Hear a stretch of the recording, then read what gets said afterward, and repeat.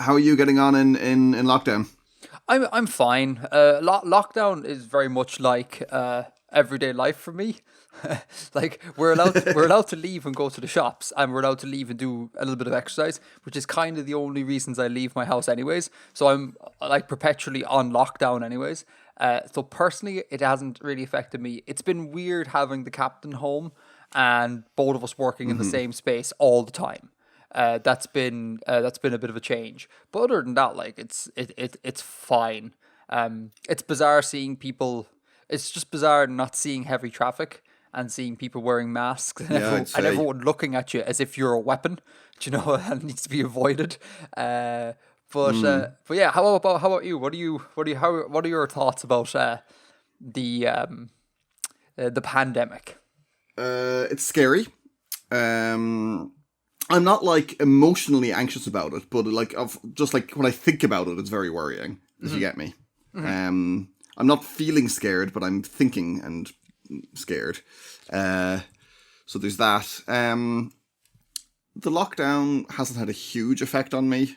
Um, well, I mean, like it's disrupted me a lot, but I'm not feeling too bothered by it. If you understand. Sure. Um, it's changed my works quite a bit. I've had to move all of my work remote, and I teach music, so that's been interesting to try and all at once move a huge body of students all online.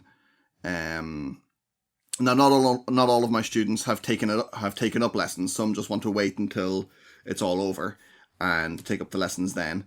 Um, but I'm teaching some over Skype, teaching some via exchanging recordings and notes. It's like send a video or send a voice note on WhatsApp kind of thing. And yeah, it's been a little bit more successful than I would have expected. Oh, I'm that's I'm good. fairly pleased with the results. Yeah. Have you taken a pay cut in this? Like when your students decided not to do remote lessons, does that mean that affects you financially, or are you on steady pay?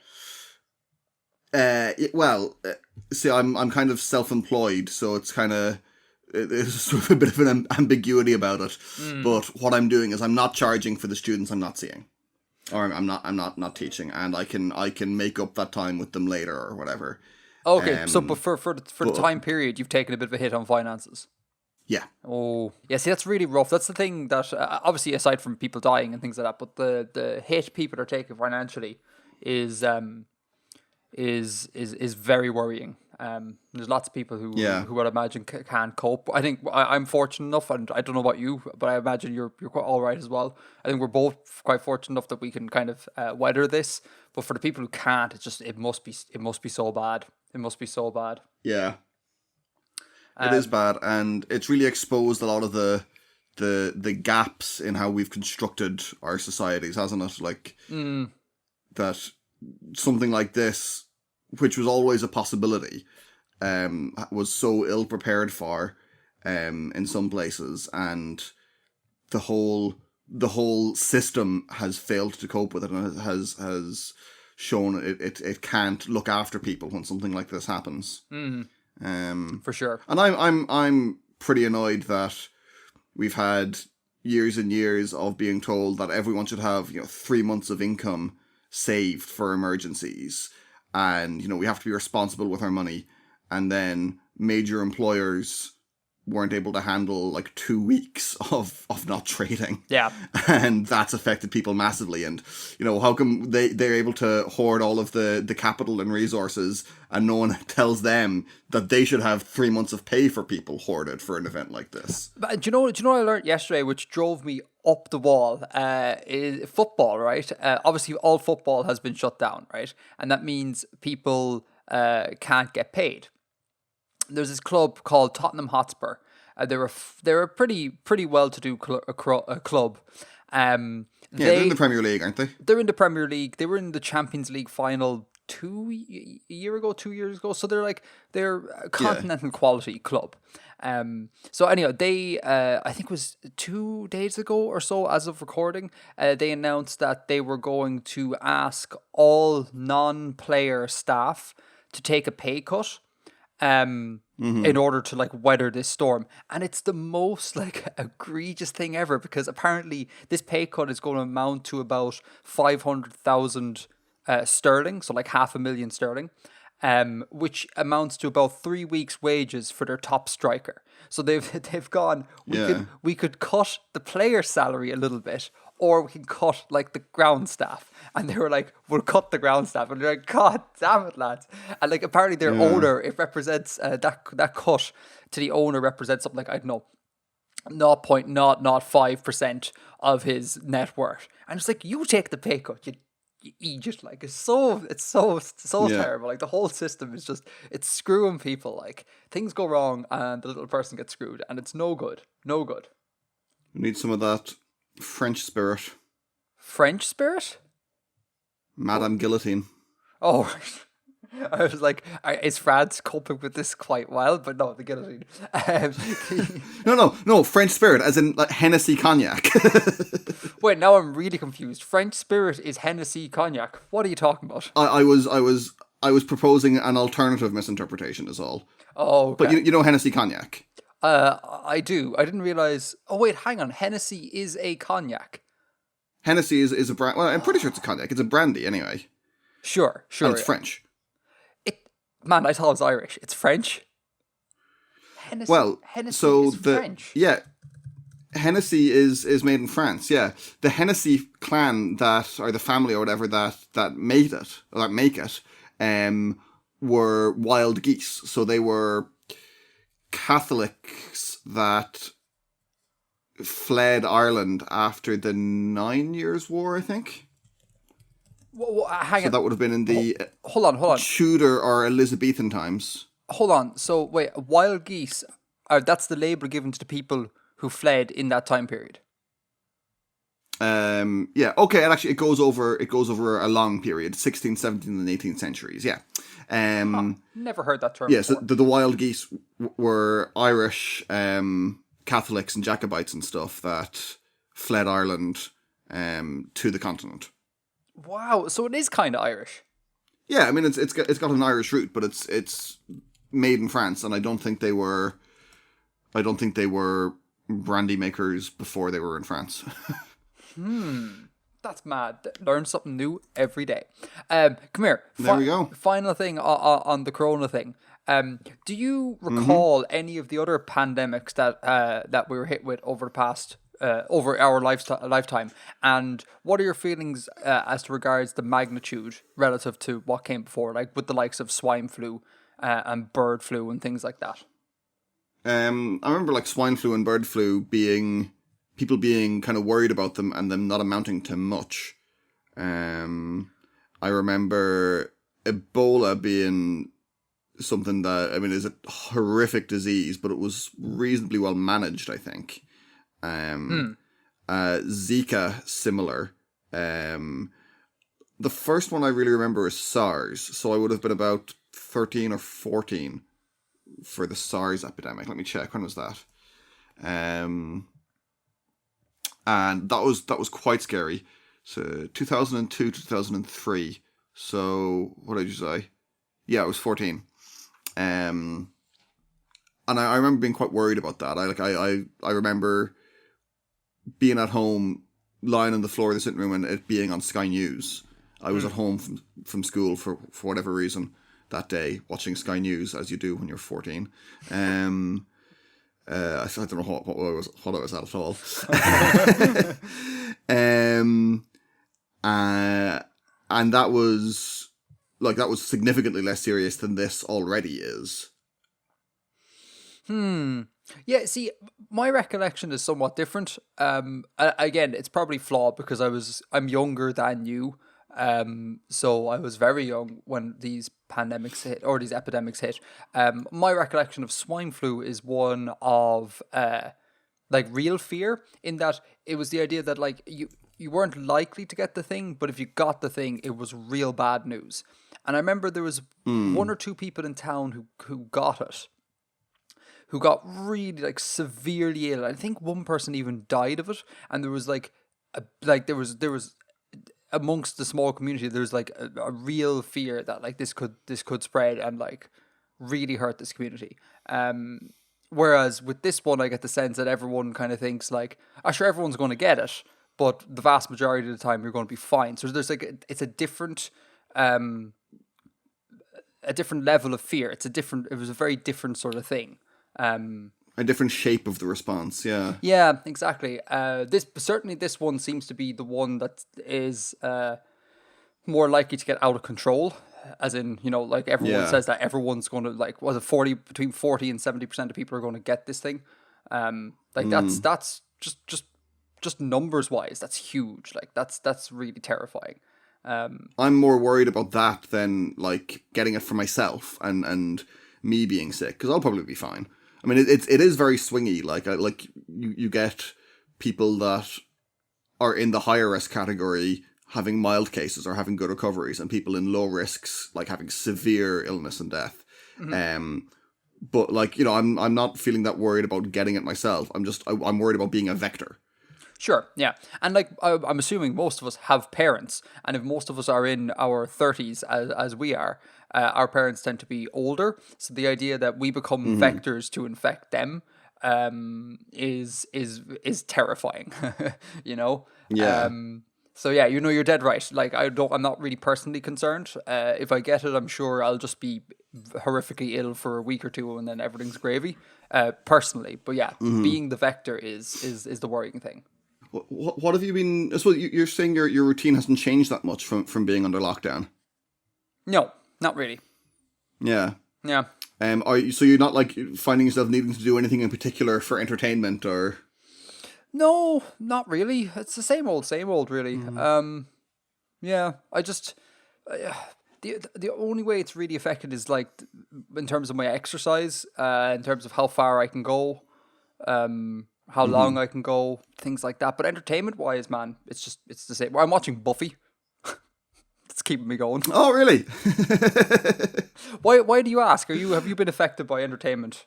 Well, see, I'm not leaving the house. Like, I would leave the house 4 or 5 days a week. Like, I'd have to leave the house for work 4 or 5 days a week, up until this. But now I'm not leaving the house for work, so I'm just at home most of the time.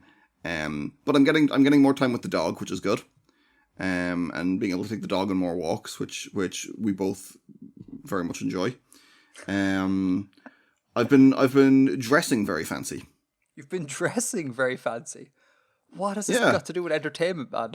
Well, no, it's just like it is kind of an entertainment thing. Like it's fun, and it like makes me feel good. I have all these nice clothes that I never get to wear, and now I'm not going anywhere, so they're not going to like get torn or dirty or damaged or anything. So I'm just like wearing suits around the house, and it's great crack. Wow. Oh, I was envisaging you wearing a 3-piece suit, walking your dog down the street. That would have been a class sight. Oh well, yeah. I mean, like if that's what I'm wearing when I take the dog for a walk, then yeah. What, do you think people look at you a bit funny, Bill, when you do that? It's not unlikely that they do. Yeah. Oh, that's brilliant. That is brilliant. I mean, whatever it takes to get you through the day, man. No, it's not required. It's just it's a little bit of fun. So today I'm not wearing a suit today, but I am wearing a sort of a crushed velvet smoking jacket. Oh Jesus, there's so many words in that I don't understand in that combination. Crushed velvet. What is crushed velvet? Oh, ooh, really? You're wearing that? Sorry, yeah, it's not crushed velvet. It's just regular velvet, but it's red, kind of a dark red velvet, and it's got a shawl lapel faced with black satin. So a regular velvet smoking jacket. Oh man, are you wearing like a Playboy top? It's not like a dressing gown kind of smoking jacket. It's more like a suit jacket kind of thing. Oh, wow, that's insane. Yeah. What sort of pants are you wearing with this smoking jacket? Please say it's something like Fat Man pants. That'd be great. No, it's just black chinos. But I'm wearing a sort of a white, a sort of a kind of baggy white shirt with a mandarin collar. So I'm feeling kind of quite like a Victorian layabout, like a Victorian sort of wealthy libertine layabout. Oh God, I need more definitions. What's a mandarin collar? Like it doesn't turn down. It's just like a round collar. Turn It's just, down it for just, what? Like, goes up to the neck and then stops. It doesn't. Oh, Nothing. It can't. It literally can't. oh, okay. So this is okay. This is what I think of as being like the Chinese formal wear collar. Yeah. That's intriguing. I must talk to you at some stage more about fashion because you're very interesting to talk about fashion. I don't know if here's the correct place because we should ostensibly do some world building and conlang related stuff. But I just love your tips and tricks for men's fashion with regards to suits and like things like color combinations and what suits go with what purpose, what for what occasions, Remember etc. the day we went shopping? And this is why I bring this up because I now have that suit, and as I progress, I'm kind of like, I wonder should I pick up another suit, one that is like an informal type suit. So I have like a dedicated formal and informal type suit, and then I'm like, I think Bill mentioned that like browns are very informal and greys can be too. And then I'm like, well, what colors go with those browns and greys? And like, for formal, do you want a tie? Do you not? You know, all the sort of jazz that I've been meaning to talk to you about. But again, we shouldn't do it on the show because again, this is people are already like, let's move on. Come on, like, world building, let's go. I just want to make it clear, I'm not an expert by any means. I have a sort of a passing interest and a bit of knowledge, but I'm not. Well, you know more than I do. Yeah. Like before I met you, my modus operandi when it came to purchasing suits was going to Pennies, which is like our Primark. Our Primark? Yeah, Primark. Primark is in the UK, yeah. Go in there and then just pick whatever black suit they have that fit me. That was my modus operandi, and then wear whatever shoes I had, regardless of whether or not those worked with the suit. So you've certainly upped my game somewhat. So in this community of two, Bill, you are the undisputable expert. In the kingdom of the blind. Okay, anything else to add on COVID-19? And if not, do you want to move into follow-up? Everyone out there, stay safe. Physically distance. Don't socially distance. Keep in contact with people. Wash your damn hands. 20 seconds. And look after yourselves. Sing a song. Sing a song to yourself. 20 seconds, and you'll be fine. I wonder about that though. I'm not sure how good people's actual like timekeeping is without an external reference. I think we should like get musicologists to like get Daniel Leverton or someone to look into this. Like how will they like state the original tempo? Because I know like I'm a professional musician, and if I'm listening to something and I go away, I will speed up like in my head, and I will end up ahead of the song if I go back into the room. I think, Bill, what's occurring here is that they just want you to sing a thing so you'll wash your hands longer than you ordinarily would. I think they've accounted. I think singing a verse of Happy Birthday, regardless of how much tempo variation you naturally have, will necessarily bring you above the 20-second mark. I don't think anyone sings Happy Birthday in less than 20 seconds. That seems quick to me. Crotchet equal to 300. Yeah, exactly, right. Grindcore Happy Birthday. This is actually a slight world building related thing. Carry on. This is slightly world building related. I remember listening to a podcast. I can't remember which one, but it was ages ago, and it was talking about ancient medicine. And like in a non sort of pseudo science or in a sort of cultural study of like, let's look at how people practice medicine, what they wrote about it, etc. And one thing that kept popping up is the idea of chanting and singing as part of a cure for whatever the hell's going on. And the modern mind looks at this and goes, well, that's a load of pseudoscientific nonsense that obviously has no effect on the remedy. But the people studying these papers were like, well, actually, what they've done there is they've just built in a time component to the cure, much like this COVID-19 thing. You know, sing a song to ensure that you wash your hands for the correct amount of time. And every time I do this, I think back to like, I don't know, like someone in the 1600s formulating a cure for boils or whatever, and they have to sing some sea chanty in order to make the thing work. And that's a cool little thing that people could put into world building. The notion of time being part of medicine and singing and things like that being part of cures and remedies and the like. I think that's a fun little bit of flavor. Yeah, that's interesting. Like that, the thing you do isn't the main focus of the treatment, but like the behaviors it causes or some kind of side effect kind of thing. Mm-hmm. Yeah, that's definitely very interesting. And I think that's really interesting from the point of view of like religion and stuff as well. It's that, it's not necessarily that you will get some kind of literal thing from the prayer or from the ritual or from the service, the communal service, mm-hmm. but the fact of doing it is like it's good for mental health, or it creates a sense of community, etc. Yeah, for sure, 100%. So just a thing that people can play with. Now, come here. We're nearly half an hour in. Shall we do some follow up? I just want to say one thing regarding that thing about the ancient medicine. No, it's a natural. It's naturally building on. Okay. About that medicine thing. And immediately what my mind went to was, do you know the band Nile? Yes. So for any listeners who aren't familiar with them, they're a death metal band, an American death metal band. Nile, like the river, because nearly all of their songs are based on ancient Egypt. And actually, they take their lyrics from translations of ancient Egyptian texts, and it kind of builds into their whole aesthetic and stuff. And they're very, very cool. They're very, very cool if you like death metal.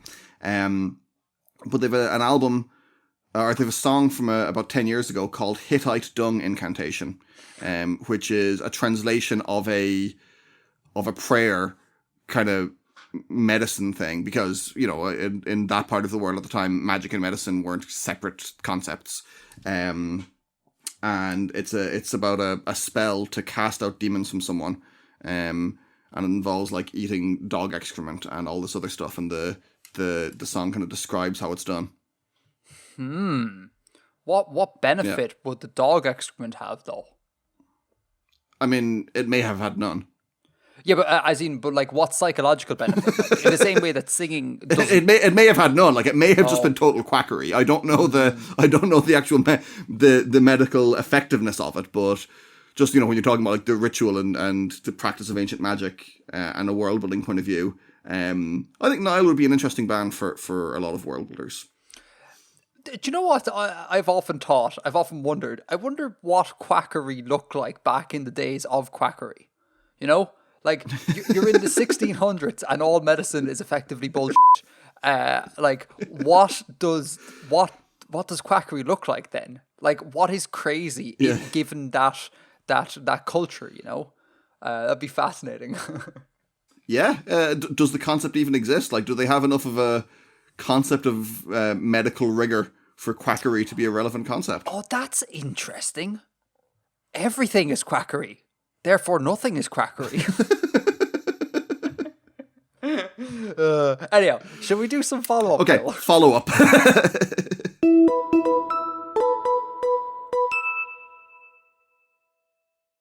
First email here I want to talk about it comes from Raider Ace, and the subject is building continents. Hey Artifexian, I'm building a steampunk magic world based on very similar conditions that Earth is made of, except for one thing: volcanic activity is through the roof, helping create a gem which powers all the contraptions in this world. This material is called Mechanium. The continent the story is based on is roughly the size of Europe. However, it has 7 large volcanoes, all roughly the size of Vesuvius. Meanwhile, others are quite smaller. There are around 600 active volcanoes around this continent. I would like to know how much of an impact this would have on the local flora and fauna, not to mention the physical geography of the world. So, on hearing that, Bill, have you any thoughts?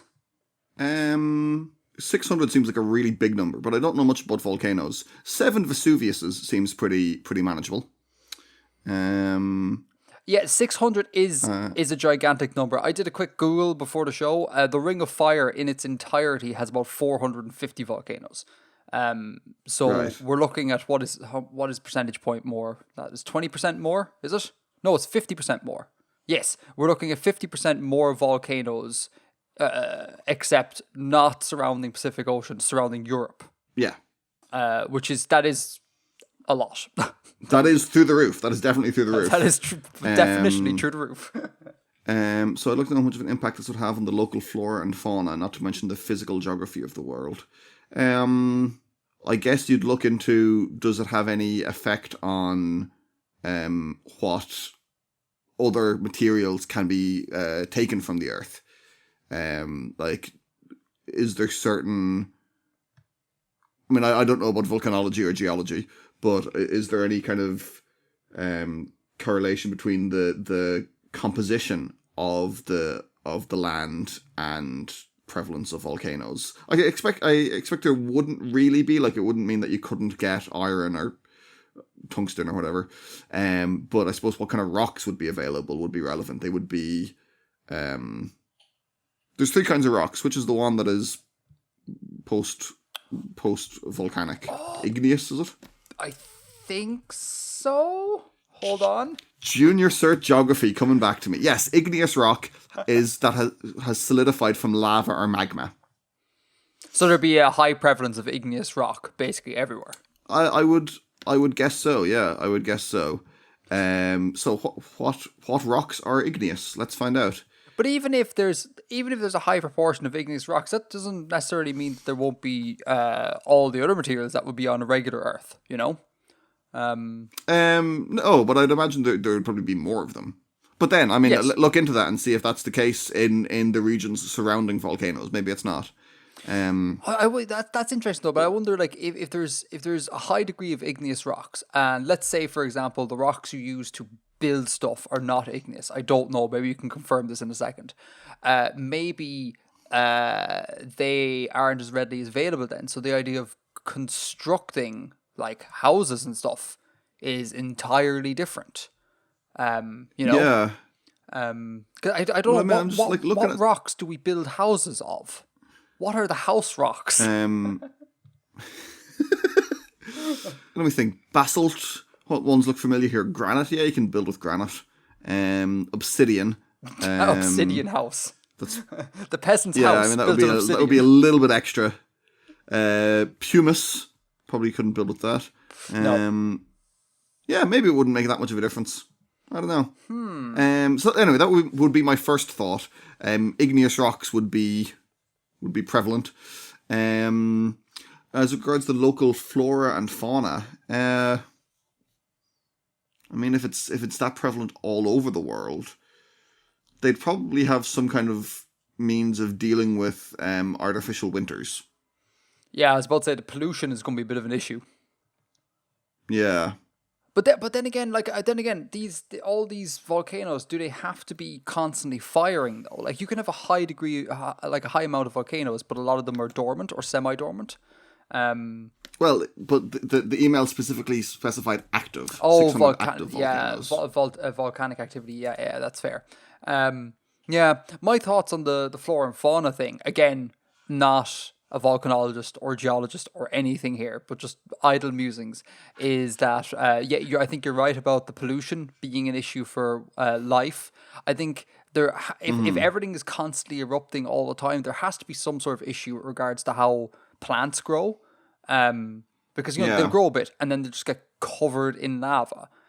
So they have to have some mechanism to deal with that. Maybe extremely rapid growing cycles. That I was about to say, yeah. Yeah, perhaps that could be it. But also, I think volcanic soil or land or whatever the hell is quite nutrient rich, because it's like all the nutrients are all the like elements are coming up from inside the earth. So it maybe that could be justification for this rapid growth period of plants, that you have extremely nutrient rich soils and you get this explosive plant growth. Yeah. only to be quelled by, it's like the volcanoes could be a temper to that explosive plant growth, like as in no volcanoes and the plants would just like take over. That's the natural check on them. That could be a thing.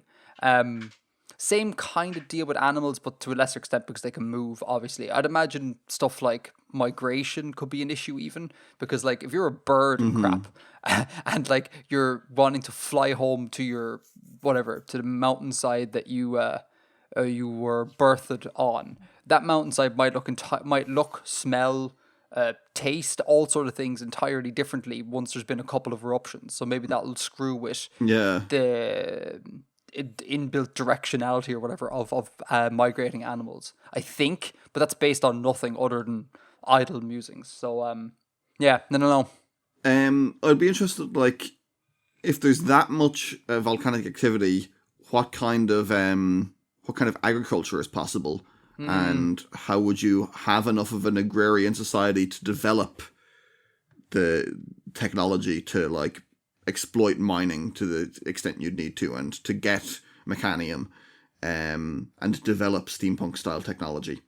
Do you think maybe they could like I guess it's very hard to make lava go where you want it to go, because about to say like maybe they could, like if you had a mountain, that's right? so cool. That's like lava aqueducts. That is such a absolutely dope idea. Is it? Okay. Is that not like an obvious idea though? As in, because just let me. It didn't occur to me. But let me talk to it. So let's imagine we have a mountain and you want to conduct agriculture around said mountain, but it's constantly exploding and stuff. So surely you'd go to yourself, is there any way we can control the explosion? Like just like when we fell trees, we can control where they fall. So then we end up creating aqueducts and stuff to funnel the lava and stuff from the explosion away from one side of the mountain, and you can conduct agriculture on the other side. But then again, like I said at the start, moving lava about and controlling explosive effects is very difficult, and I don't know how feasible that would be. I mean, like actual like big eruptions, like Mount Etna eruptions, yeah, but there's a lot of slower eruptions as well that are just kind of lava coming up, and I'm sure that you could, in theory, build channels and ditches over the course of a season to divert it one way. And that way you could set it up that it would burn one area, and then that would leave rich soil there to plant in the next season. Oh, that's very interesting, Bill. I like that.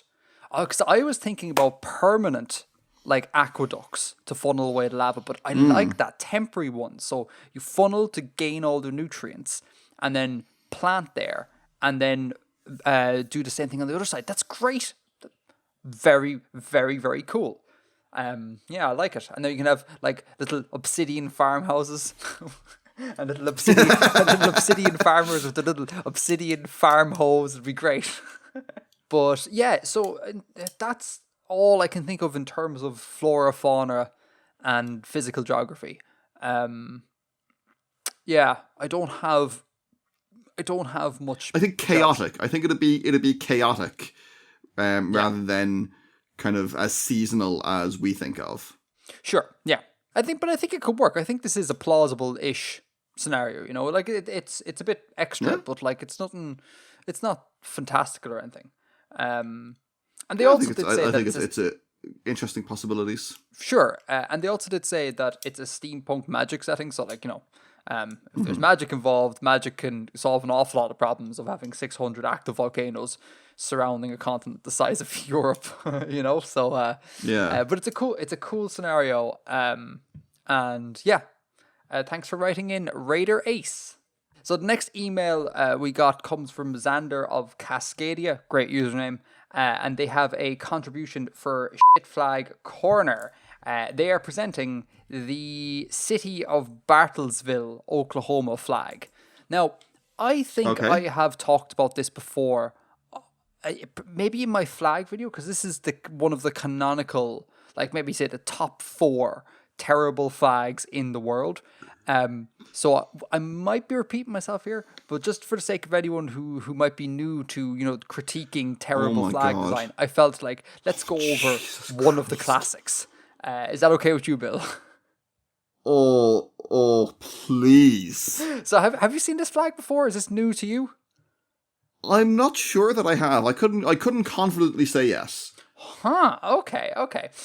So this is a white Oh my flag. god.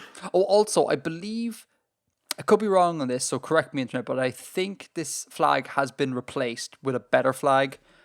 There was a wave of shit flag eradication that went on a couple of years ago. I think Bartlesville was one of those places to improve the flag, along with like Provo and things like that. So this could be an old flag. I don't know. Fact check R.I.P. in peace, Provo. Anyhow, so but as this flag is depicted, it's in the show notes for those who can do visuals. It's a white flag. Bang in the center is the text, always a good starting point, City of Bartlesville, Oklahoma.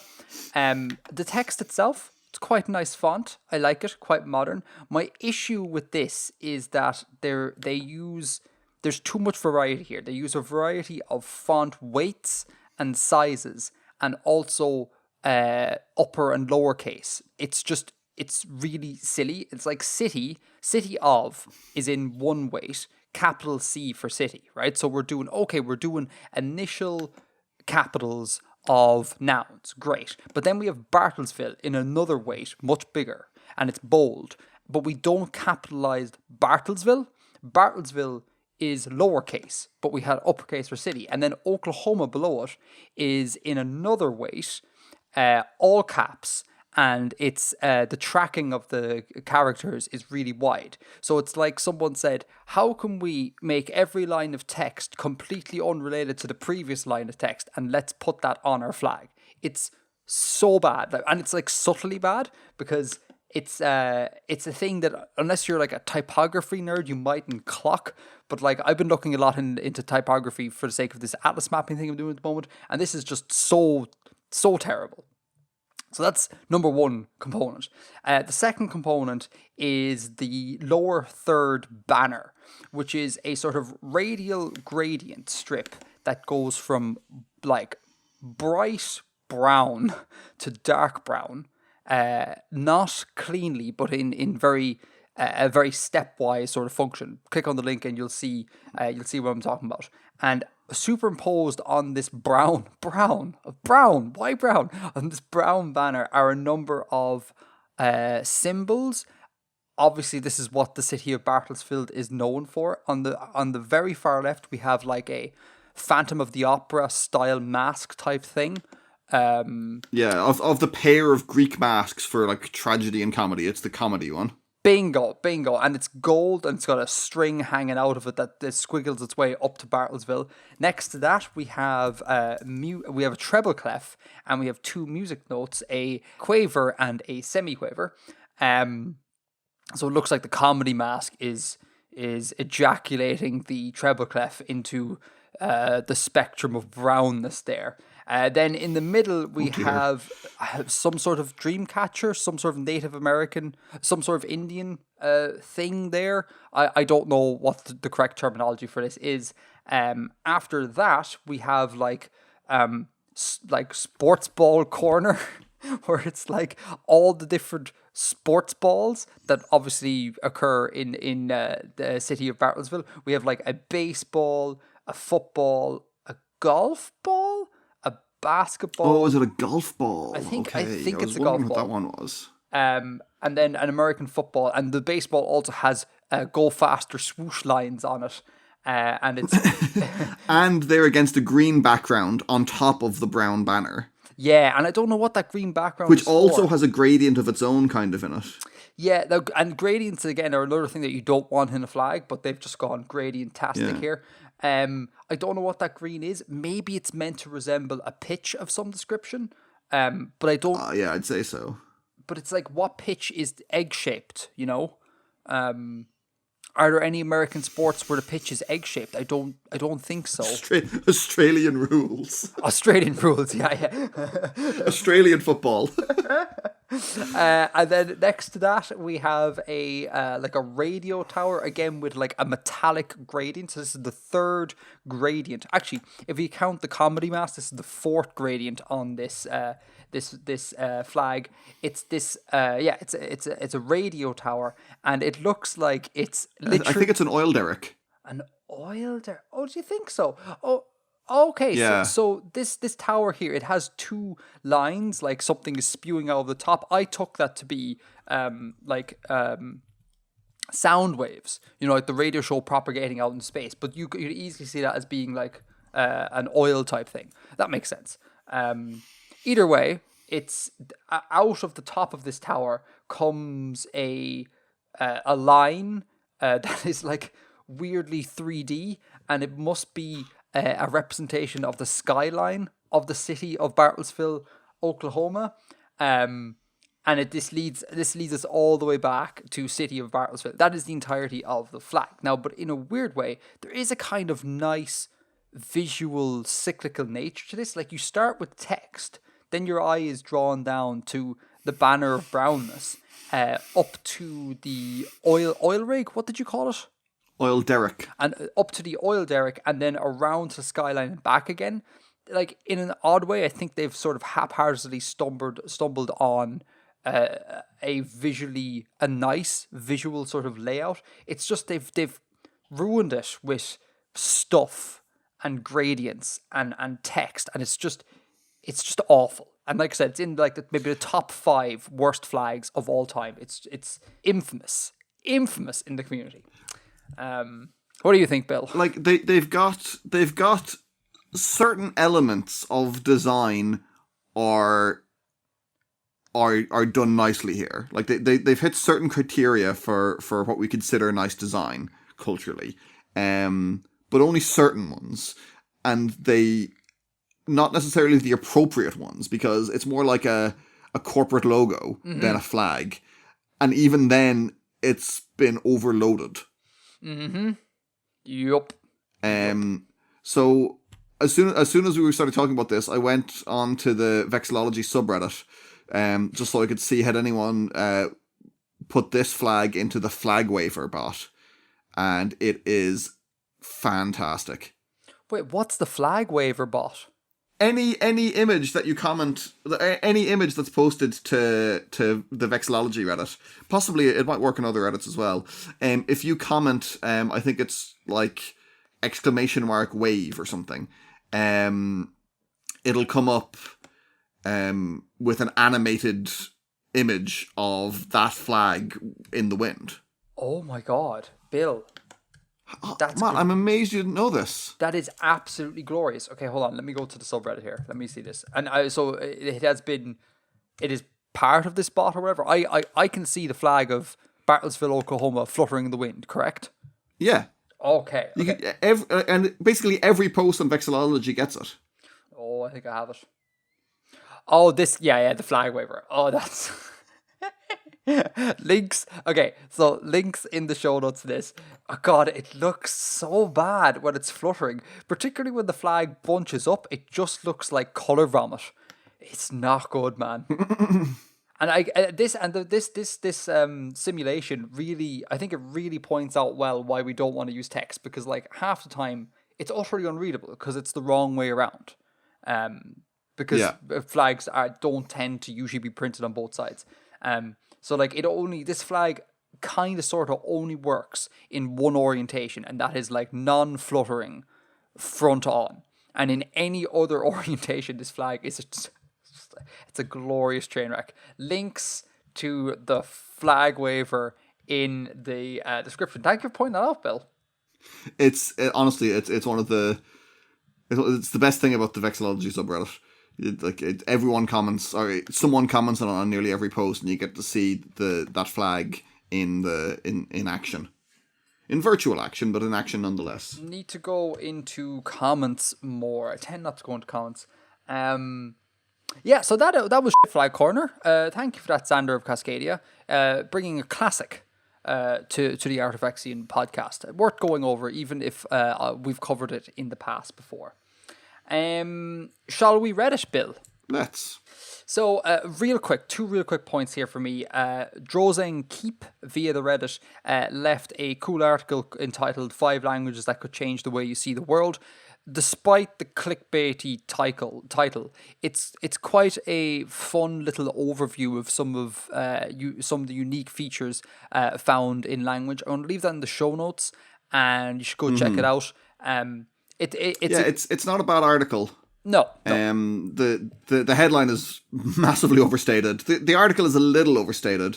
I think linguistic relativism isn't taken super seriously by most linguists anymore. Yeah, sure. But it's a good article. Sure, and it's a fun thing for like thinking about languages. For sure, and it should serve as a bit of a starting off point. So, as in, like, you can go through each of the 5 and just Google that language and read up about the grammar on that language. It's a good starting point. So, links in the show notes to that. The other thing on the Reddit comes from Google Pixelbyte. This is to do with the politics discussion from the last show.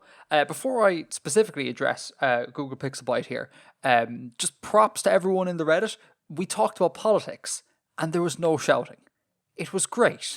There was no... The subreddit was super civil. We had an interesting back and forth about how politics works, and not in the sort of soap opera nonsense of like, oh, my team said this and your team said that, in the sort of like mechanics of how governments organize themselves. It was really fun, and props to everyone. It was great. It was just a breath of fresh air to have a politics discussion that wasn't mudslinging. Awesome. Anyhow, Google Pixelbyte brings up an interesting thing. We were talking about the Irish government and how it works. They were like, it's great and all that you guys use proportional voting to get a government to vote in a government, but after they're voted in, you just abandon the notion of proportionality, and you just go straight to first past the post again. And that's a bit...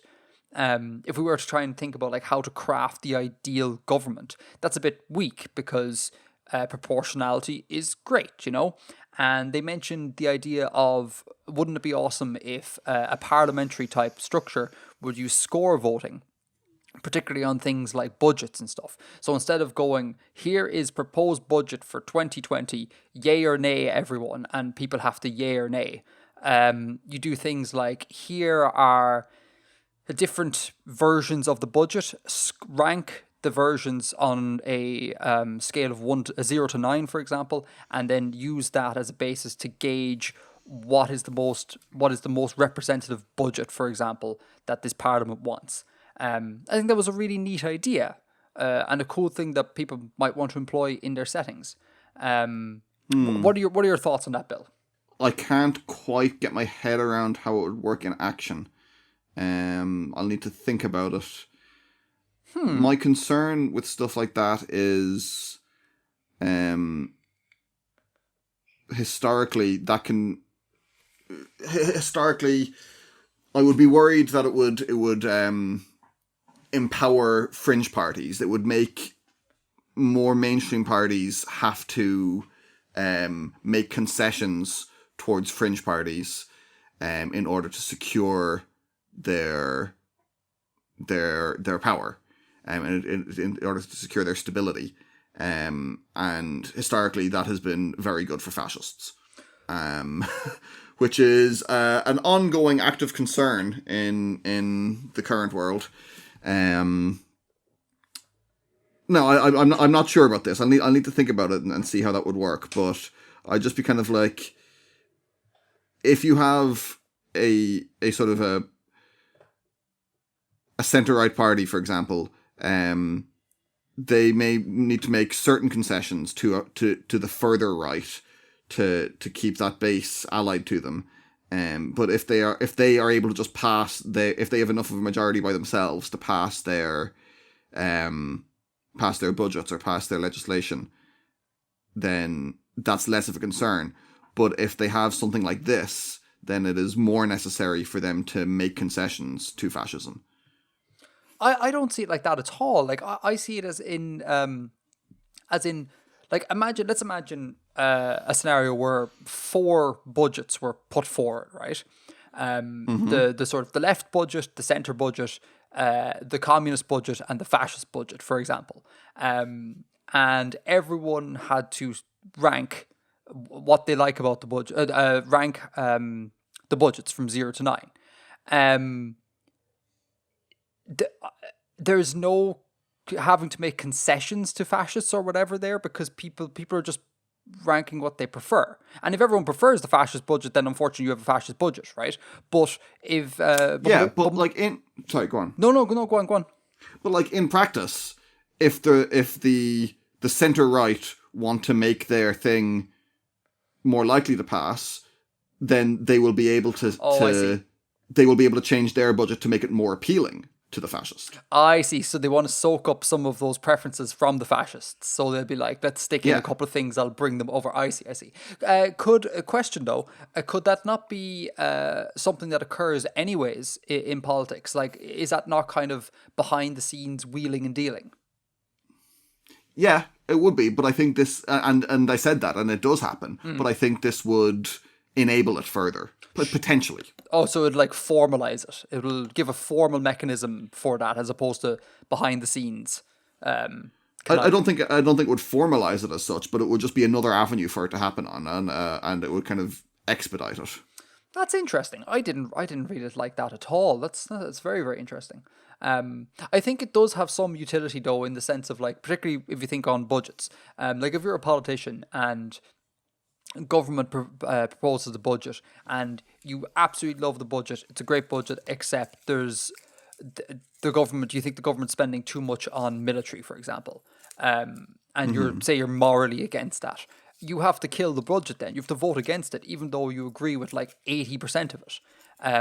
So that sort of first past the post thing there kind of allows no nuance to occur. So something like score voting, whilst I take your point that it has that downside, it does allow there to be a more nuanced debate and a vote on issues, particularly budgets. Now, obviously, something like, yay or nay, say the deployment of aid to 3 million quid aid to a impoverished country, that can be first past the post, because it's like it's a straight yay or nay. But in more complex situations, something more proportional, I think, would be a cool solution. Potentially, yeah. This is just one kind of downside I see to it. Sure, yeah. And no system's perfect as well, like, apart from PRS TV. I'm so entrenched with my love of PRS TV. Anyway, but so that's just a cool thing that came via Google Pixelbyte. Just to round off this section of follow up, props to everyone. It's really nice. No one was attacking anyone, and it's wonderful, absolutely wonderful. I hope we can do it again sometime. Internet.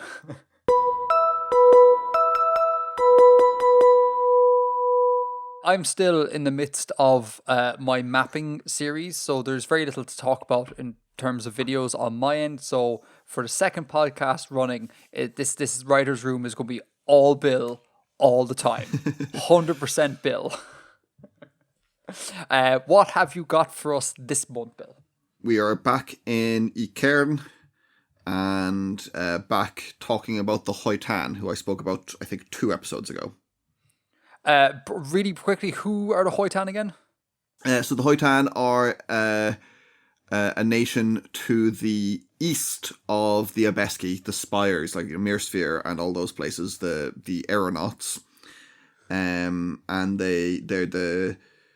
they're kind of seen as sort of primitive in a way by the Abeski, and they're very one of the main things about them was that they don't let outsiders into their homes. They have camps, and people can go to their camps and meet them there, but their actual towns and villages are kept secret. Cool. Those guys. So yeah, do you want to launch into it?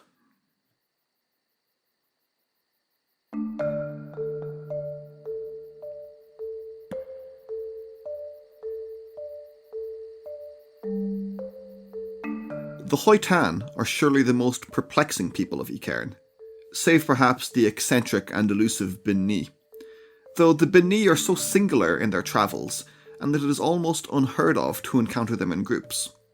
So let me say, The Hoitan are the most curious nation of all those the Abeski deal with.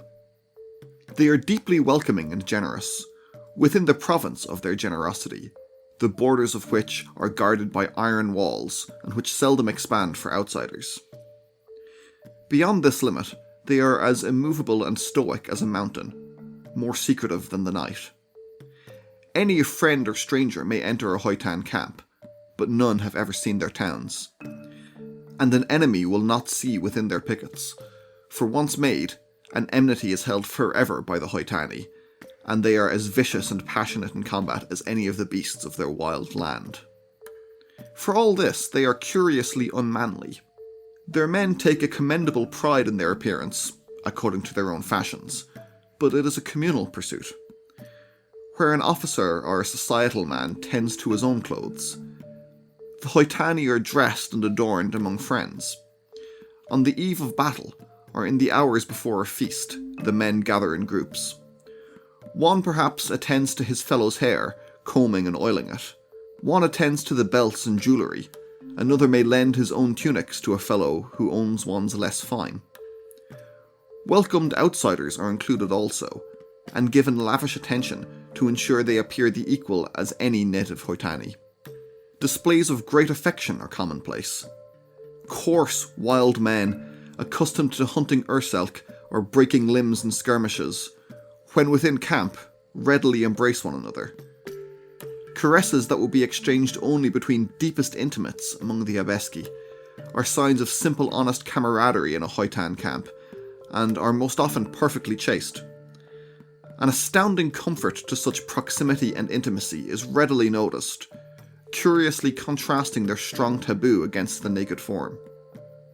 Any scout or license prospector seeking to trait or trade among the Hoitan would be advised to familiarise themselves with these customs. Be prepared to encounter them, uncomfortable though it may be, to prevent any slight, offence, or disturbance due to unfamiliarity from impeding their work.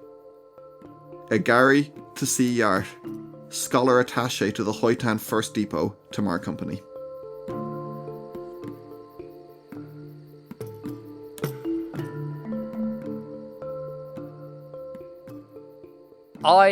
I like that. Shock horror. Thank you. I usually don't like your work, but this month it was good. That's really cool. I love the sort of the comparing and contrasting both cultures you got going on. I think that's really awesome. Tell us a little bit about why you wrote this, what are you thinking, etc., and then I'll pick your brains with certain points. I can't remember the exact genesis of this idea, but it was recent-ish. I think someone sent me a meme of Lieutenant Worf from The Next Generation, and the gag of it was that he was like he was going to be angry about something, and actually he gave someone a hug, or it was something like that. I can't remember the precise things, but that was roughly the shape of the joke. And I thought it would be kind of interesting to create this idea that's really common in both in what we think of about real world cultures and in constructed cultures of these kind of proud warrior race, manly cultures.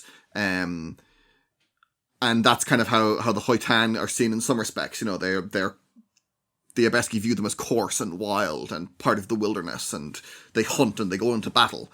But to contrast that with, on the other side, them being very comfortable with affection and interested in their appearance. And I thought that was a nice kind of twist on the normal kind of warrior race guy idea to have. Warrior bro. Yeah, because I mean, when you know, this kind of like hyper masculine idea, which is totally a modern construct, I would expect for the most part, and kind of take that idea and just make it something, construct a different idea of masculinity with that. And then use the Abeski as another one to contrast it with, which is also a little different to our own. Are you drawing on any real world cultures here? Because it seems like you are. I can think of one, but I want to get it from you first. Not specifically. I mean, I know our ideas about masculinity are kind of different to a lot of real world and historical cultures. Like apparently the Vikings were super into their appearance. And they took great care of their hair and their beards. And one of the ancient Mesopotamian cultures, the warriors were the same. The warriors were they prettified themselves before battle. I have it in my head that there was some group that would like hold hands as they went into battle, and it kind of freaked out their enemies. Never heard that before. I'm not sure about that. I'm not 100% sure about that. Whether it's true or not doesn't really matter. It's still a kernel to build from. Doesn't really matter for my purposes. Obviously, it matters for historical purposes. But I wasn't trying to imitate any specific thing here. No. Because I got bangs of Sparta off this. Really? Yeah, because apparently in Spartan culture, it was, according to Dan Carden anyways, it was customary to comb and oil one's hair or oil other people's hair on the eve of battle. And when you said combing and oiling, I was like, Sparta? Is he doing a Sparta here? But the rest of it, in terms of like how they deal with outsiders and things like that, I have no idea whether or not Spartan culture did similar things. It's just literally the appearance thing made me think of Sparta. Okay. But yeah. So can I ask you some questions? If you must. If I must, we have to make up time, Bill. People are in lockdown. They need stuff to listen to. We gotta dredge through this. Okay, right at the very, very top, you mentioned the Beni again. Yes. Yep. Just a quick little thing, nothing to do with this story. Have you changed the spelling of the word Beni? You now have an apostrophe between bin and e. Is that new? I have never written it like that before. It is how this author writes it. This is how Agari to see art writes it. Oh, man, brilliant, right? This reminds me of the Leia thing in Star Wars that we talked about before, how everyone pronounces Leia differently in Star Wars, and George pronounces it differently to how it's done in Star Wars. And his rationalization was like, people speak differently in different places. That is great. People romanize things differently in Cairn.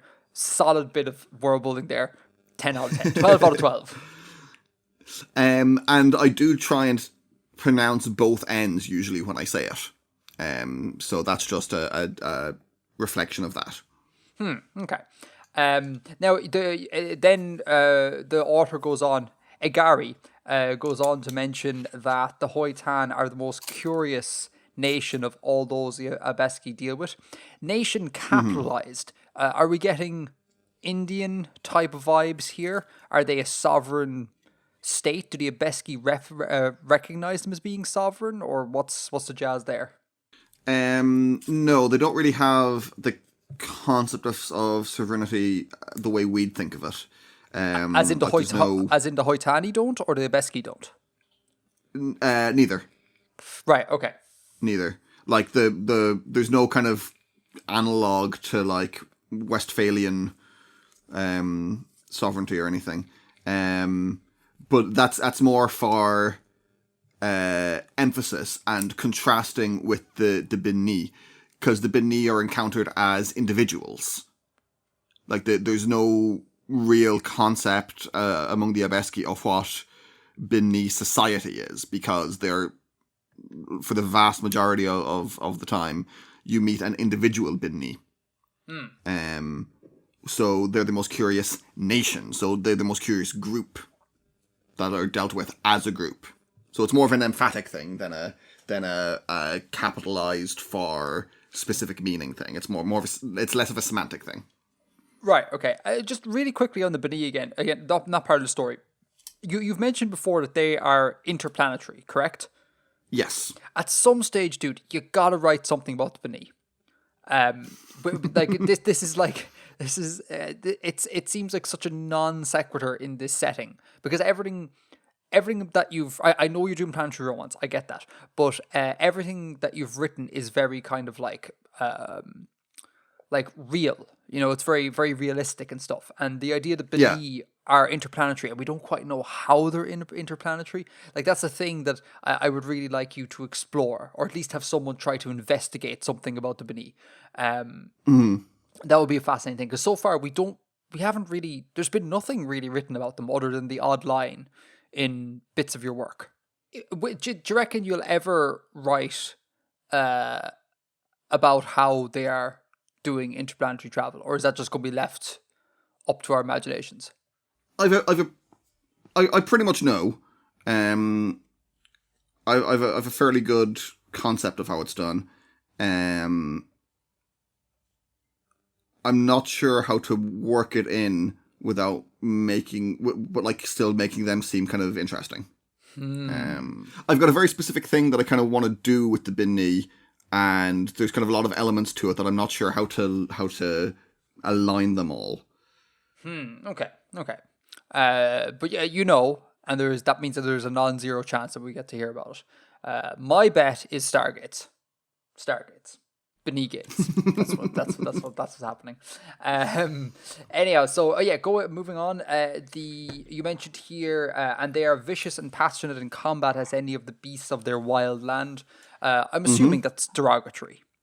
As in these people are like animals type thing. Yeah, I mean, I don't think she considers it to be derogatory, but it is pretty derogatory. Agari is a she. Yeah. Usually, Abeski names that end with vowels are feminine. Oh, you talked about that before. Damn it, man! I was about my very, very, very last note was going to be on the name of Gary, and I'm being like, oh, that sounds like Edgar. That's really cute, but it's a feminine version of Edgar. Okay, we're skipping to the very end. Then Agari, the person's name, Agari Yar. Is that her name? There's kind of like a slightly breathy sound after the yar. Okay, so it's like an aspirate type thing. The TSI, the C in the middle, is that? C, yeah. Is that what is that? Because usually we have tar, yar te. We usually have te there in the middle, but now we have TSI. There's different articles and things that can appear in names in Abeski. I'm not sure exactly what all of them mean yet.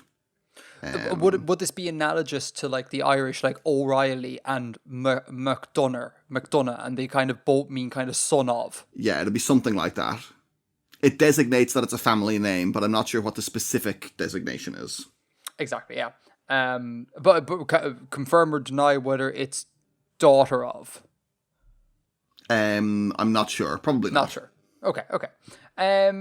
So what else have I got? I underlined, for all this, they are curiously unmanly, which I thought was hilarious because, like, obviously you elaborate on it more, but just kind of like, what is the concept of manliness? Like, it's not this one defined thing, and therefore you can't be, like, unmanly. So that made me giggle a little bit, and made me think of this, the writer as being a little bit not very traveled, shall we say, like just having this like singular notion of masculinity. After that, I had the hair combing and oiling, and I wanted to bring up Sparta, but we already did. Can you talk to me a little bit about the line, welcomed outsiders are included also and given lavish attention to ensure they appear the equal as any native Hoitani? That seems like an interesting cultural note there. Do you want to talk about that? Well, like was mentioned above, they're very welcoming to outsiders, but just to a certain extent, and beyond that extent, they're very, very closed off.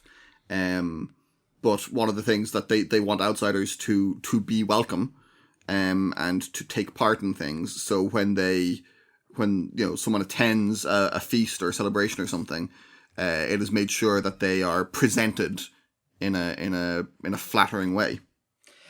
Why are they welcoming though? Because if you think of this from like a survival point of view, would it not be a good thing to have a certain degree of xenophobia and be all like, we don't let the outsiders in for fear of like outsideriness? It does not seem a bit strange to be all like, no, you all can come in as much as you want, just, within limits. But like, yeah, beyond that, just anyone's welcome. That seems a bit too open. But people aren't like that. People are a social animal, and they do have other safety mechanisms, like their actual homes are secretive. Yeah, I guess. Yeah, I suppose. Yeah, I take your point that people are social animals, but like social animals within the tribe, you know. Um, like we just like humans display this behavior, for worse, mostly, of xenophobia. It's like people who you don't know or don't look like you, etc. A lot of people tend to be very suspicious of those groups, you know. Um, I don't know. It just seems really strange that they're all like, "Come on in."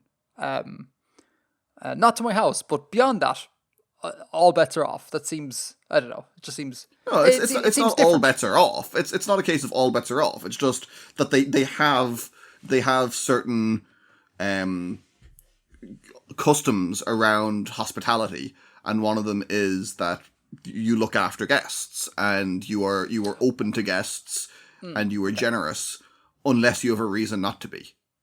That's fair. Actually, now that you frame it, I thought that makes sense. Because yeah, laws of hospitality. Yeah, no, that does make sense. Now that you say it. Moving on to the next point, I have underlined here that they hunt urzelk. What are urzelk? Is this an animal? It is an animal. I think the name is a very, very strong clue. I mean, So Can I guess? Can I guess? I want to guess. I want to guess. I was I was going to tell you off air, and then let listeners guess if they wanted. But go ahead. We can edit around this if you like.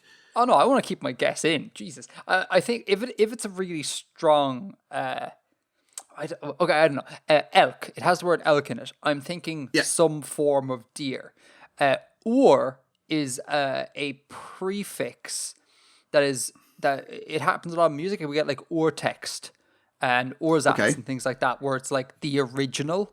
So or elk could be like a sort of like original deer, like almost like a dire wolf type thing, like an OG wolf, bigger, better, badder, stronger than wolves we have nowadays. So this Ur elk is a bigger, better, badder version of some sort of deer-like animal. No. Am Okay, I but way off? no, you've identified some of the right elements there. The don't look at look at urs. URS. Urs. That's not doing anything for me, man. Bear? Yeah. Ursa Minor? Urs? Bear? Yeah. Yeah. It's a bear. Sort of. Sort of. It's a bear with elk's horns. Yes. With antlers. Wait, no, genuinely it is? More like not maybe quite as literally as that, but it would certainly seem to be kind of like that. Oh man, you're pulling an avatar here. Hybrid animals. I like it. It's a bear deer. It's a bear. It's kind of like a bear with antlers. Yeah. That's class. That is class. Do you know what? From listening to I'm sure they hunt these animals for their antlers and for their meat. But just a little thing that pops into my head. Apparently, bear meat is meant to be horrific. It's because apparently bears they eat a lot of rotten stuff. And they're able to process it fine, but it leaves a really weird taste in their meat. And apparently fish is a big part of the diet, or at least for the bears in North America. And so you get this weird rotten fish type taste of bear meat, apparently. This is according to Joe Rogan, so I don't know how true that is, but that seems really strange. It seems really strange that a mammal would taste like rotten fish. That's really bizarre. Yeah. It's not appealing. Not appealing, no. I wouldn't like to eat a bear anyway. I mean, They're I cute, wouldn't. like. They are cute. I wouldn't because vegetarianism. But outside of that, if I weren't a vegetarian, I wouldn't be opposed to eating most things as long as I know they've been killed for like ethical reasons. Like if there was the bear population was out of control and they needed to cull whatever, I'd rather it be used than just discarded or burnt, you know. I would agree with that. But I wouldn't be okay with just going into the woods and hunting me a bear for shits and giggles and eating it because of that. Like that seems wrong to me. But I think in general carnivores are meant to not taste great. really, oh, I never heard that before. I think so, yeah. And why would carnivores not taste great? I think it's just kind of like that their diet is already meat, so it creates a kind of a strong and pleasant flavor. Like a cat is meant to be horrible because they're carnivores. Oh, that's interesting. That is interesting. So I mean, so would that mean? Well, what are dogs? Dogs are omnivores, correct? They're fairly carnivorous. Like they will eat other stuff, but they're mainly into meat.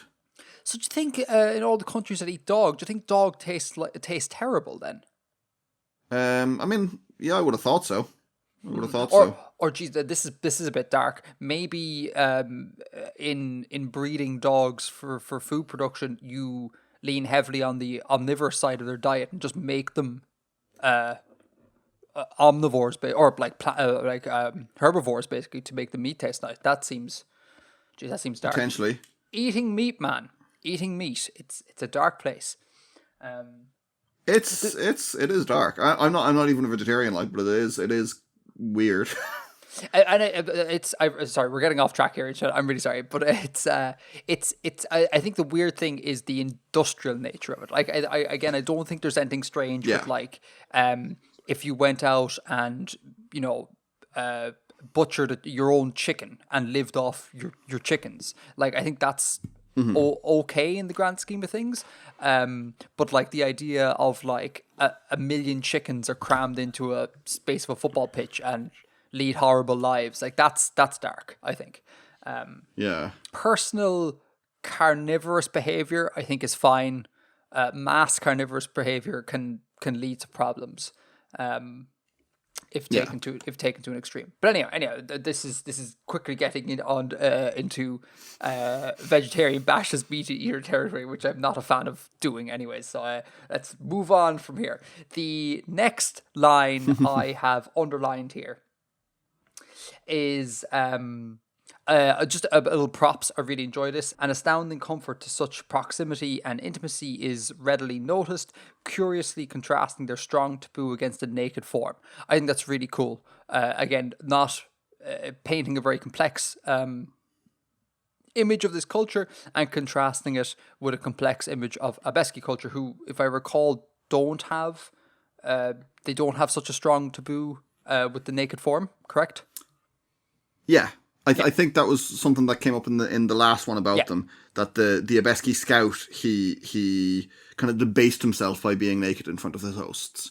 And like, it's not a big deal for their culture, but it is in the Hoitan. There's a stronger taboo against it. I think that's really cool, and it subverts some of the notions that we might, our uninformed notions that we might have. Like, I think our monkey brains like to think that, quote, civilized people wrap up and, quote, uncivilized people are out there frolicking around the woods naked or whatever. It's kind of cool that you've taken that sort of unfounded notion and flipped it. And that's a fun little thing you've done there. Thank you. Then I have the final line of your text is, I think this harkens back to the days long ago where you used to finish your bits of prose with like a really dark note, and this is a similar thing. Be prepared to encounter them, uncomfortable as it may be, to prevent any slight offence or disturbance due to unfamiliarity from impeding their work. The idea of like, suck up to them because we have business amongst them, and business probably means some horrible colonial stuff. I think that is really, it's really fun and just a little bit dark, which I appreciate. Yeah, I kind of felt when I was writing this, it's like, actually, that is kind of an element of my style, isn't it? That I put a final paragraph that gives you a different and darker perspective on the rest of it. And it's subtly dark as well. Like, you kind of have to think about it for a second and go like, that's not nice at all. It doesn't hit you over the head with like gore or darkness or anything. It's subtle, which makes it really fun. Final point. Tell me what a scholar attaché is. So they're academics, I guess, and employed sort of like anthropologists in this case, attached to the Tamar Company's various expeditions in Hoitan to get a better insight of their culture, to learn how to deal with them. Do the Tamar Company send out attachés to other cultures? Yeah, they're not like sent to the cultures as such, but yes, they're attached to the local depot in this case, or to, they might be aboard a vessel or whatever, and their job is to make reports and make an effort to understand how the culture works and how to deal with them to the best ability, and to the best benefit. Love it. Yeah. Engage with them, for maximum profit. So the guy from the previous writing, Levent Te Altren, she would be writing this based on reports from people like him, from the scouts like him, who would say this is what the Hoitan are like, and she would take that information and write it down, and put it all together. Would probably go on expeditions herself as well with scouts. Sorry, non sequitur. Just something popped into my head here. How is information communicated in Icairn? Like, is this a letter, as in put it in the post office? Is there a post office? How does that? This one today. Yes, but also in general. Well, this would be like maybe more like a pamphlet or an article in a book, an instruction manual to the Tamari officers and scouts who have to work here. Okay, but so in terms of the ones that are like ostensibly letters that you've written, how do they get moved around Icairn? Well, Icairn has, particularly the Abeski, they have like a fairly solid infrastructure for commerce and communication because they have airships. So there isn't like a formal thing of I go to the post office and I put a stamp on it, but there would be like slightly less formal ways of doing. Like there would be messengers who you could say take this to Mirsphere and pass it on to another messenger who will deliver it to the correct address. And predominantly done via airship, like you said, yeah? Yes, because the Abeski, they don't really travel long distances by ground. So the Abeski... They don't build roads to do that kind of thing. And so they don't, like, horses? Horses aren't really a thing for the meter? Not really, no. Interesting. Okay. There's another interesting thing as well, like, to maybe to write about in the future. How information is carried. That would be really fun. Anyhow, so those are my points on your piece about the Hoitani. Greatly enjoyed. Is there any closing points you would like to make? I don't think so. I think we covered pretty much everything.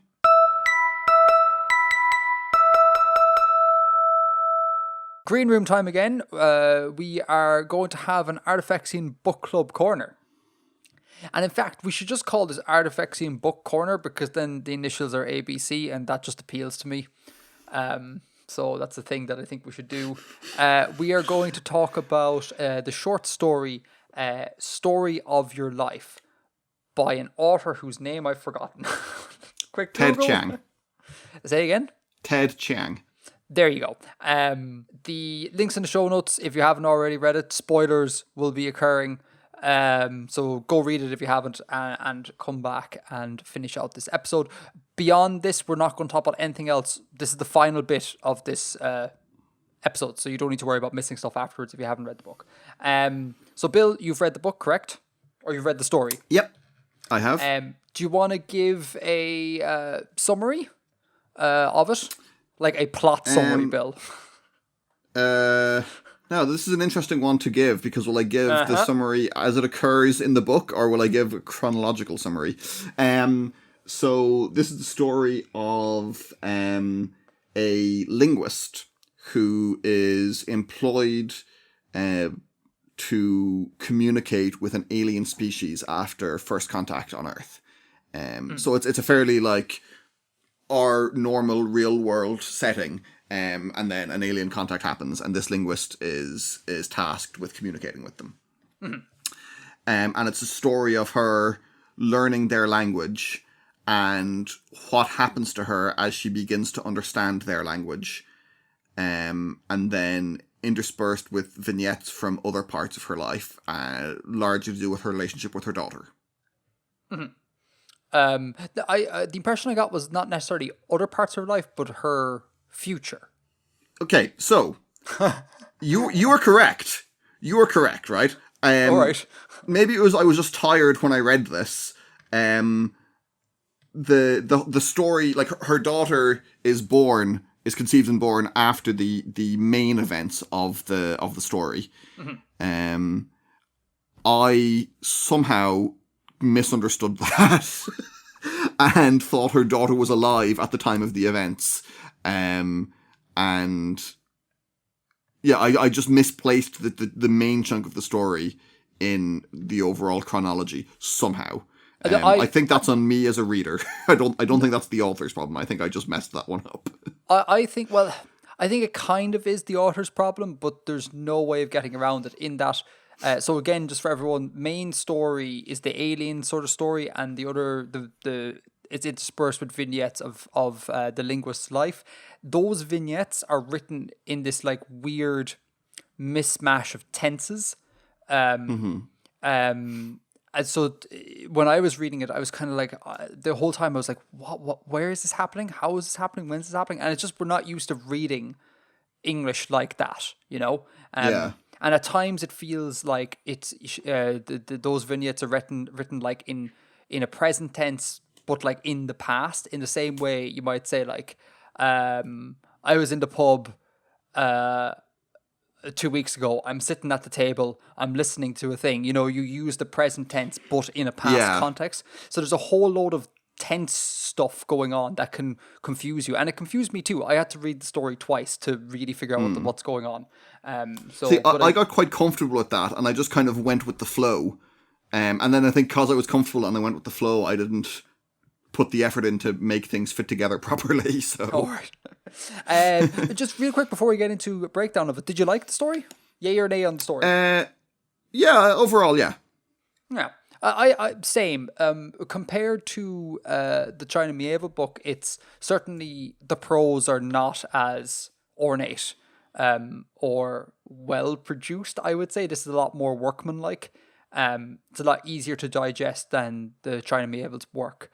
But it's good. I think it's one of the better stories in this collection of short stories that what's the guy's name again? Ted Chiang. Ted. Ted has written. So yeah, I'm a favorite overall. Shall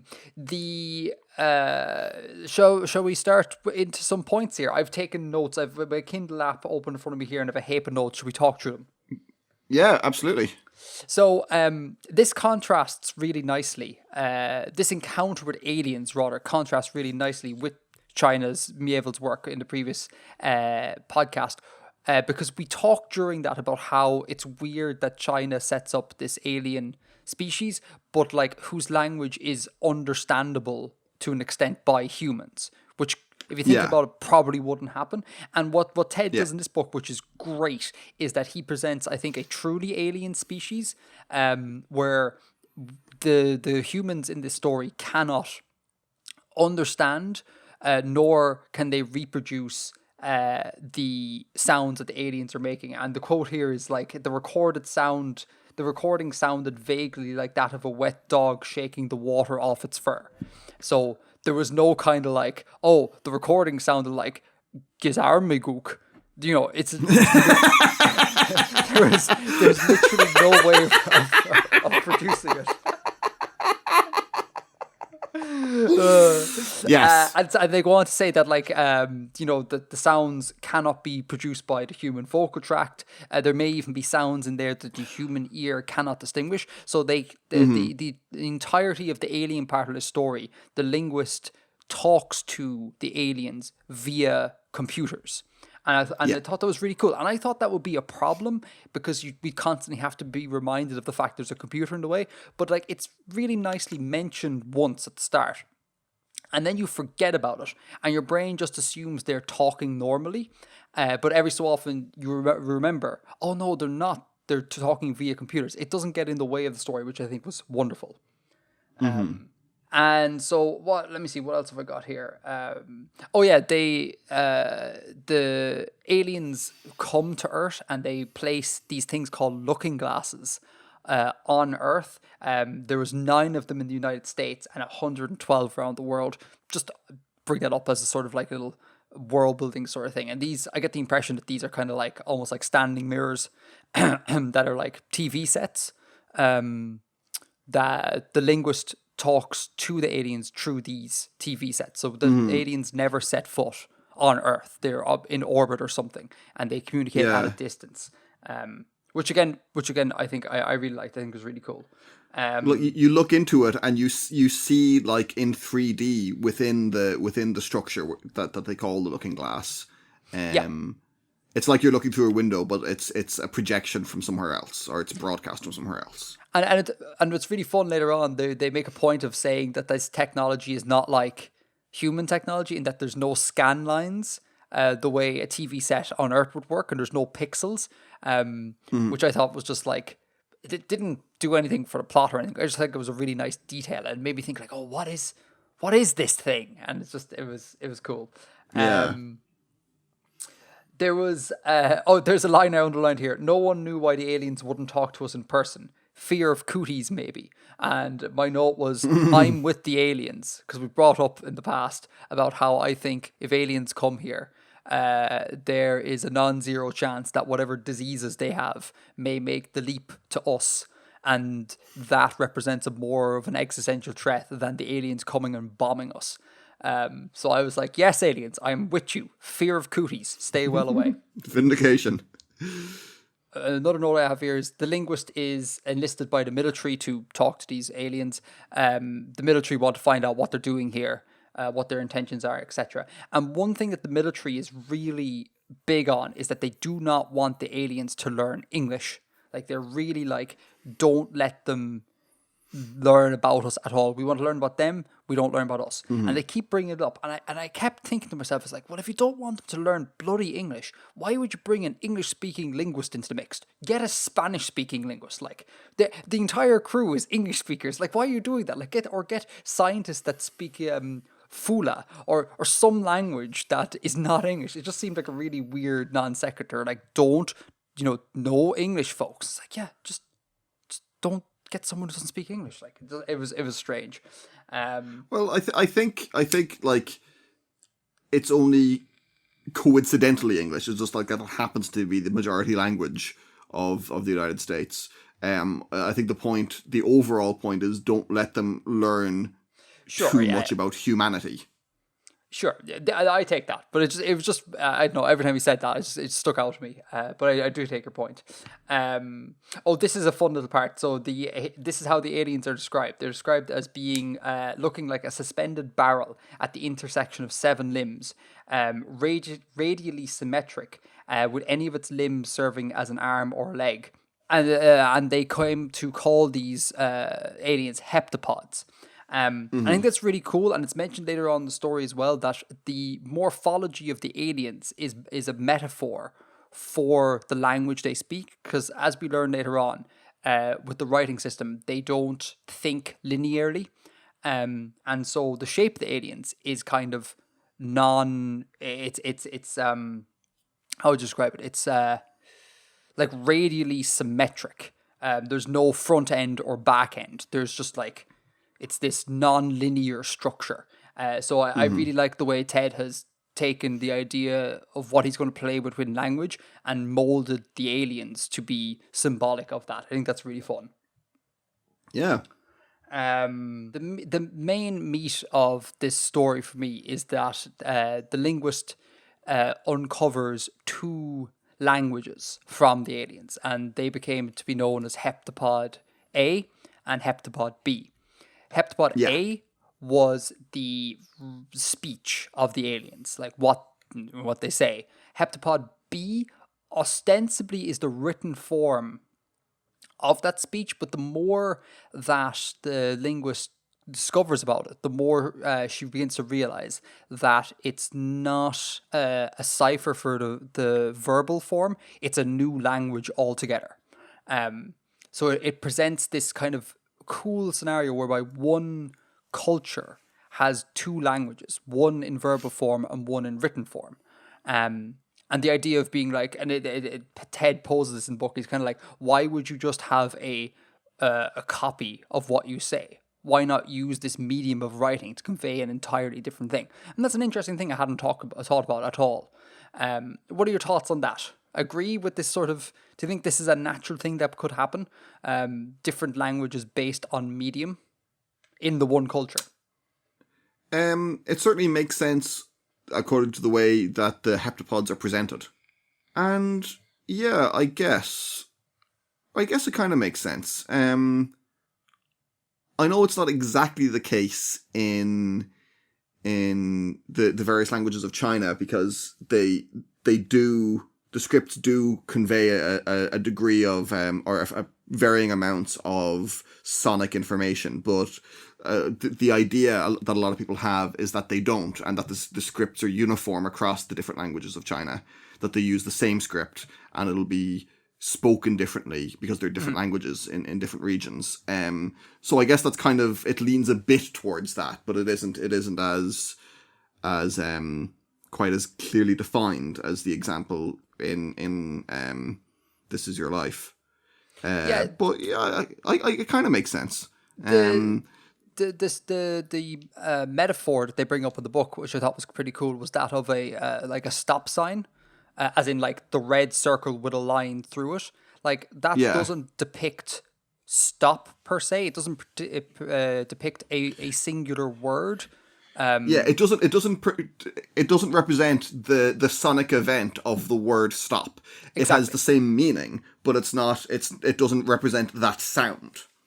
And so the linguist basically says that this heptapod B, this written language, is much more akin to that sort of thing than it is to like an alphabet or whatever.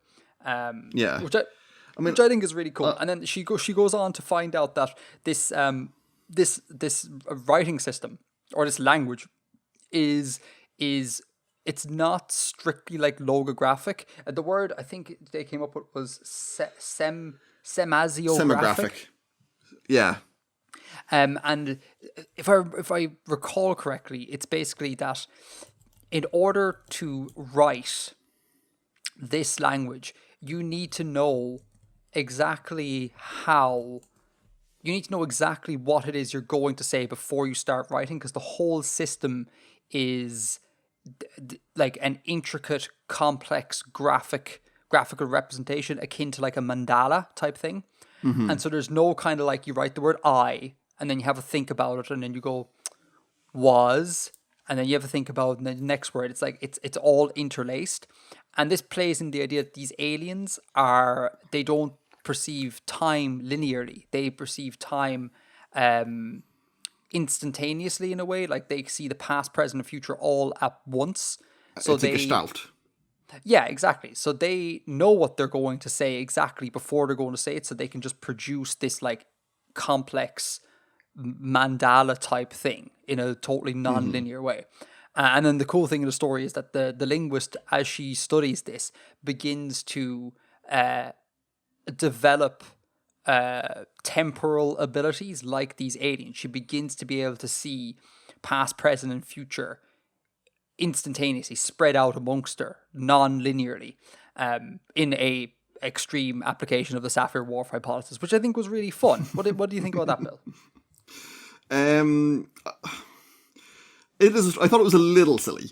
It does make for a good story, and I knew roughly that that's what the story was. I knew that the cyber warfare hypothesis and the perceiving time differently was an element of the story just from hearing other people talk about it.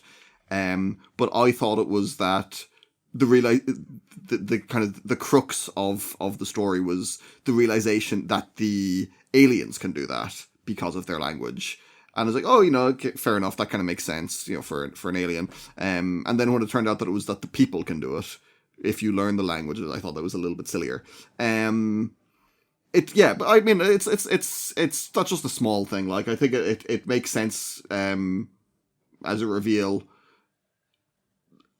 It does kind of make me not really understand some of the behavior in the story, though. Like, because it seems like towards the end, she says something to the aliens, and it's not explained in plain English. Like, it's kind of given as a gloss, and I haven't taken the time to like figure out what the meaning behind what she says is.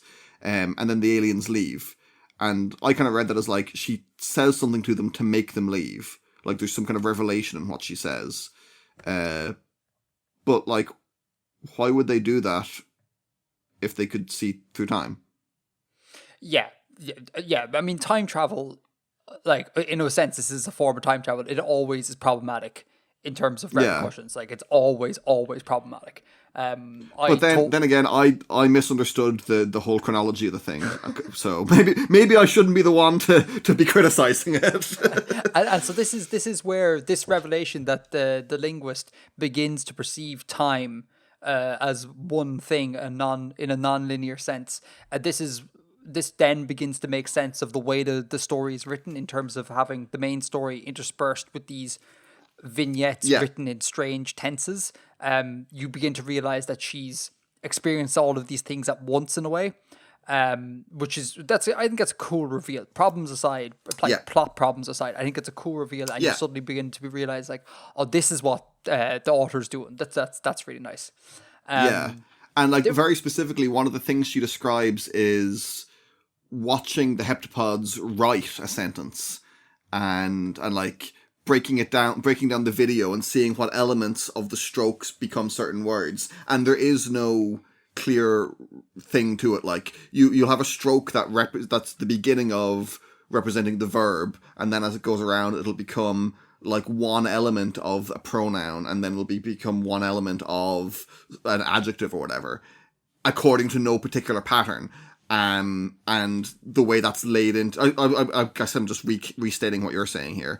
But just like that very specific thing about how they write, about her learning how they write, is the really clearest version of that in the story, I think. Mm-hmm. The strokes don't follow a particular kind of linear pattern.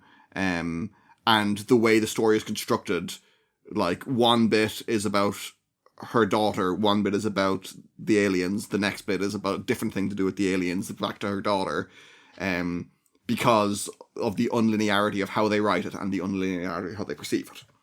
Oh, that's interesting. I didn't clock that. So the story is written kind of like how one of those mandala type structures are written. That's cool. Yeah, that's only just occurred to me kind of while I started explaining it, but yeah, I think so. That's brilliant. That's really cool.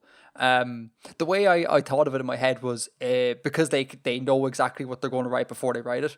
I thought of it almost to try and make sense of it. I was thinking of, like, they look at a page or whatever it is they write in, and they're able to see almost like trace lines everywhere, and they just like randomly follow the path along the trace lines without needing to worry about like structure the way that we do. Like, we can't, we have to write I before we write the word was. There's an order of operations, but because they can see everything all at once, they can just like trace over this imagined pattern in their head completely haphazardly, and at the end it all clicks into place and you have your written heptapod B type thing. That's how I was kind of making sense of it in my head. Which I think is really cool. There was a discussion about free will in the middle there. Now, this whole free will versus determinism is a bit of a hack conversation at this stage. Everyone seems to have it, but it came up, so let's talk about it. what did you think about the whole Book of Ages analogy in there? Like the idea that, if you were to read a book that contains the past, present, and future all written as is, does that render it paradoxical because you could simply just read what you're going to do and then not do it? And then this plays into the idea of determinism and free will. What did you think of that section? It didn't make a huge impact on me. Okay. I mean, it's a concept I'm sort of fairly familiar with and have thought about. So I didn't. I just kind of read, oh yeah, this is that thing. Yeah, I don't really remember it super clearly. Are you a free will or are you a determinism type dude? Or do you care? I think for practical purposes, assume free will, because I don't think we can get anywhere otherwise. I mean, assuming total determinism is kind of like cutting off the question before it's finished. It's like it's the end of the conversation, to my mind, and it doesn't get us anywhere. And if we're wrong about it, well, we were going to be wrong about it anyway because we were determined to be wrong about it, so it doesn't matter. I think about it similarly. I think about like base reality as being deterministic. We should be able to determine if we have a powerful enough measuring system, we should be able to measure exactly what all neurons can and will do at any point, and therefore we can determine a set of outcomes. And if everything is measurable, ergo it is determinable. But that's like a micro level thing, and on the macro level, it doesn't really play into it, and there's still free will. It's like free will on top of a bed of determinism. This determinism manifests itself in the macro world as free will. Yeah, I mean, I would kind of say that's roughly what I'd feel, but I mean, the act of observation and the act of taking measurements is an active thing. Like, you can't passively observe a system. So for that reason, if you were to try do that, you would get a different outcome than if you didn't try to do it. Oh, you're invoking the uncertainty principle here.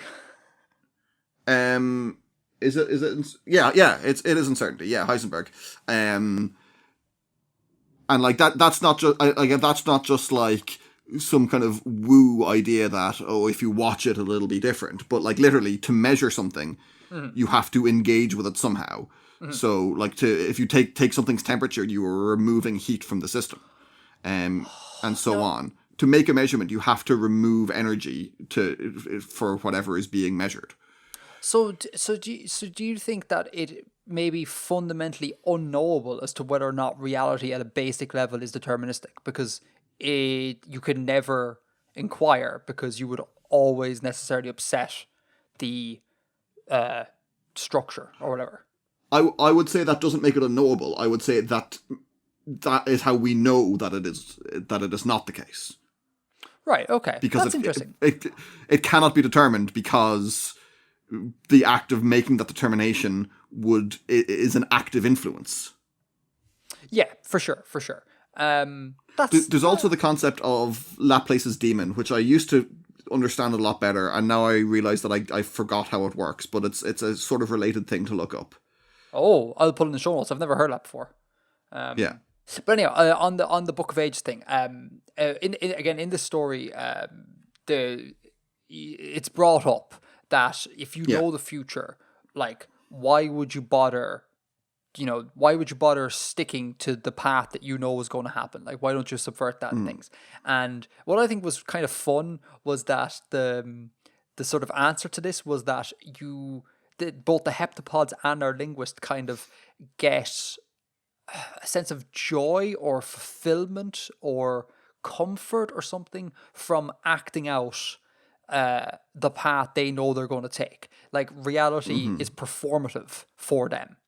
And I thought that was really fun. And it got me thinking it got me kind of thinking of like, and it's analogous to like almost being a vegetarian.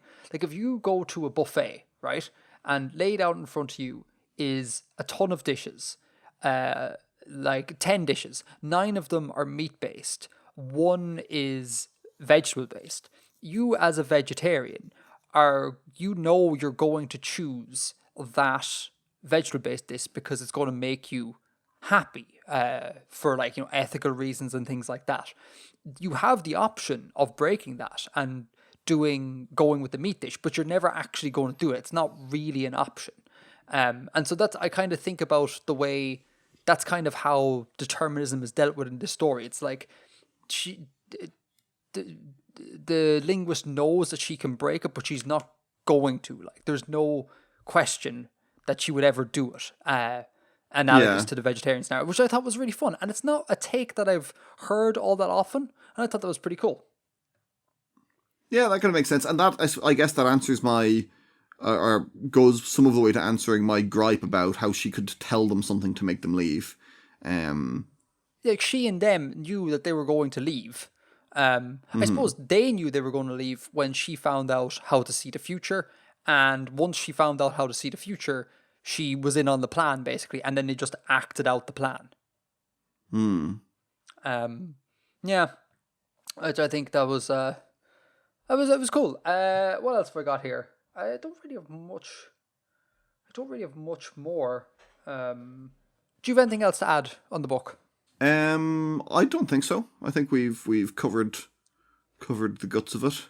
Yeah, so thoroughly enjoyed this book. I think it's written in a real quirky way. It deals with fun perennial topics like free will and determinism, and it's also really fun to read a book or to read a story that has not only conlanging as its main sort of thing, or language as its main thing, but specifically written language. Like, the whole story is about written language, and that, as a conlanging nerd, deeply appeals to me. So if you like Artifexian, you're gonna like this book, and you should definitely go check it out. I'll leave links in the show notes. Yeah, I endorse. Cool. So shall we set some reading for not next month, probably the month after? Do you want to do that? Sure. Okay. I was thinking, based on conversations we had ages ago, Bill, about reading Plato's Republic and reviewing it on air. What do you think about that? Oh, we did discuss that ages ago, didn't we? We did. Yeah, see, you brought it up, and you were like, Plato does like legit world building in it when thinking about how society should form. So I was like, well, look, that looks on topic. Let's read some Plato's Republic. Yeah, sure, let's do it. Also, what I might do. Do I want to say this on air? Yeah. What I might do is I might leave a form in the show notes, and if you have any books, or movies, actually, any media of any sort that is specifically deals with good, or specifically has world building and conlang as its central sort of thing, as per China Medieval and the story of your life, and you'd like us to review it, leave your suggestion in the form. Just one thing I will ask: don't leave like your favorite work, because I think sometimes when people solicit suggestions, people are inclined to go like, "Oh, I really like this thing," ergo they'll really like this thing. Listen really carefully to the parameters of the thing. It has to have world building calling as its central focus, right? So can you come up with a suggestion that is that suits that brief well, if that makes sense? So I'll leave that form in the show notes. So not just like a book that has a fictional world in it, but where world building is kind of a bit more thought out, or is a central metaphor or something. Yeah, exactly. Yeah, I mean, Lord of the Rings wouldn't really count. Yeah. For this, so I'll leave that form, and if you have any suggestions at all, leave them in the form. But as of that, aside from that, Plato's Republic probably in 2 months' time.